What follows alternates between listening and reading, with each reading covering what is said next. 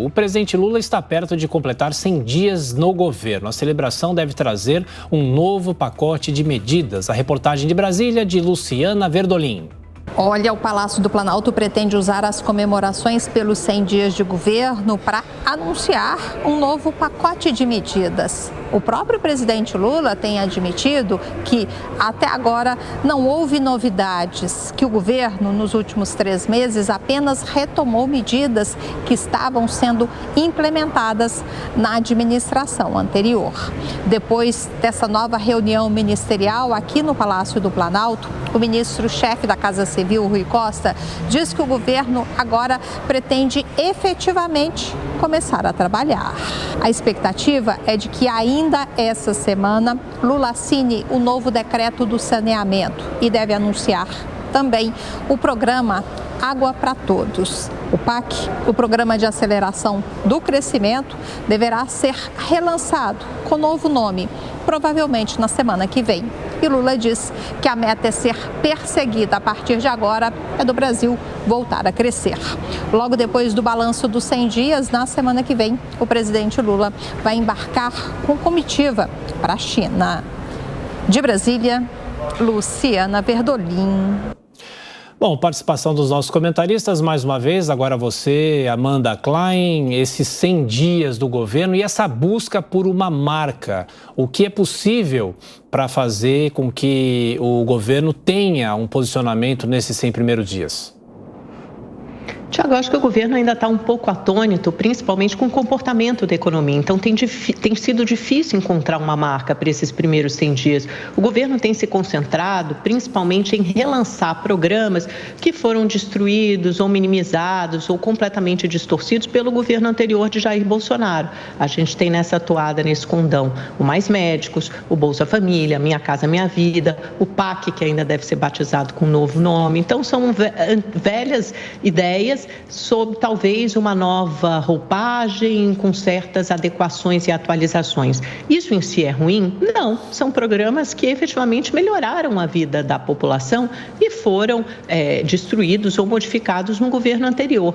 O Lula quer resgatar essas velhas marcas, mas é lógico que isso por si só não é suficiente para garantir o sucesso do seu terceiro mandato. A economia precisa voltar a crescer e o próprio presidente da República se mostra muito ansioso em ver isso acontecer. Tanto é que ele elegeu um bode expiatório, Roberto Campos Neto, presidente do Banco Central, como aí o destruidor, o grande entrave para que a economia do país cresça, né? Ele tem culpado a alta taxa de juros. Talvez com o arcabouço fiscal e com uma sinalização mais positiva para o mercado, o governo consiga começar a sair das cordas. Por quê? Porque depois do arcabouço fiscal, necessariamente vem a reforma tributária, você tem que ter a consolidação da base aliada, o Congresso também não tem conseguido votar nem sequer medidas provisórias.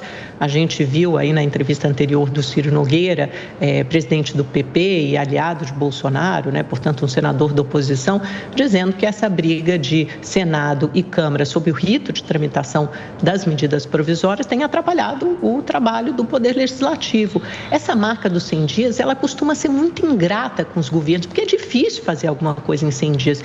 Principalmente quando você tem uma mudança ideológica tão grande de um governo para o outro. O governo Bolsonaro, por exemplo, já pegou grande parte do dever de casa feito no que diz respeito à reforma da Previdência do governo anterior de Michel Temer. Essa matéria já estava suficientemente madura no Legislativo, já tinha sido muito explorada e esmiuçada pela imprensa para ser votada em seguida ainda no primeiro semestre. Contava com a simpatia dos parlamentares.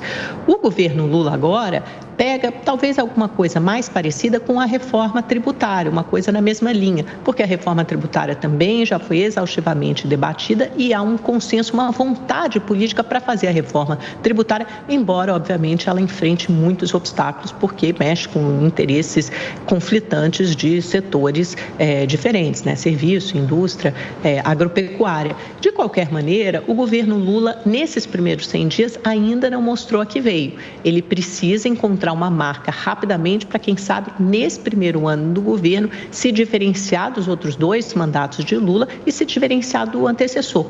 E só para terminar, nesse sentido, é importante ressaltar também que algumas políticas muito importantes foram colocadas em prática no que diz respeito a direitos humanos, aos povos indígenas. Isso sim, esses eram retrocessos civilizatórios e meio ambiente também. Esses eram retrocessos civilizatórios do governo anterior e o governo Lula corrigiu essa rota em direção a um avanço necessário.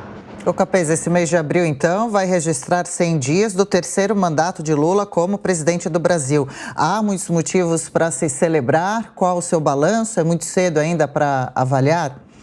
Não, Adriana, me parece que, na minha opinião, o governo começa mal. Ele começou com um mau recado, um mau indicativo, estourando o teto fiscal em 160 bilhões de reais, 40 seriam suficientes para fazer frente ao Bolsa Família no patamar de 600 reais.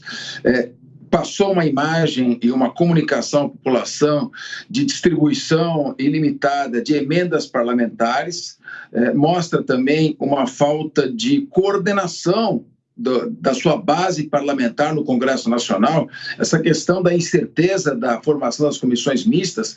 As medidas provisórias têm 120 dias para serem aprovadas. Ainda o Congresso não se entende, estão se formando blocos de oposição aqui que podem trazer enormes dificuldades à aprovação dos projetos.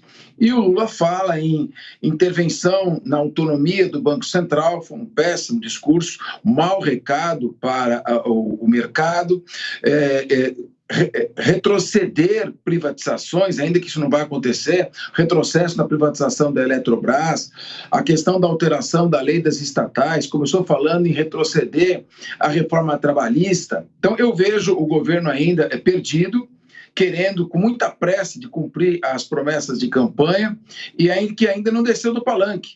É importante que o presidente Lula e o governo federal tenham consciência que não se faz em 3, 4 meses um trabalho de 4 anos. Ele precisa, em primeiro lugar, estabilizar a economia, enviar sinais que tranquilizem o mercado, não falar em mexer na taxa de juros artificialmente, porque a taxa de juros é um reflexo da economia, e aos poucos ir caminhando. Se uma economia vai mal, o governo vai mal. E a prova disso é que o Lula tinha, no seu primeiro mandato, 80% de aprovação, e começa aqui com 38%, e uma tendência de queda. Então, eu acredito que ele deva agora fazer uma reflexão, não ter pressa de buscar realizações que sejam demagógicas ou eleitoreiras e fazer uma condução gradual da economia, com prudência, mandando recados que tranquilizem o mercado. Só a retomada da economia, a geração de empregos e o aumento das exportações é que pode fazer com que os juros baixem e haja uma maior distribuição de riqueza. Do contrário, ele vai continuar essa trajetória errada, que eu espero que seja só um começo confuso e que, para o bem do Brasil, ele possa se acertar, pelo menos no campo da economia.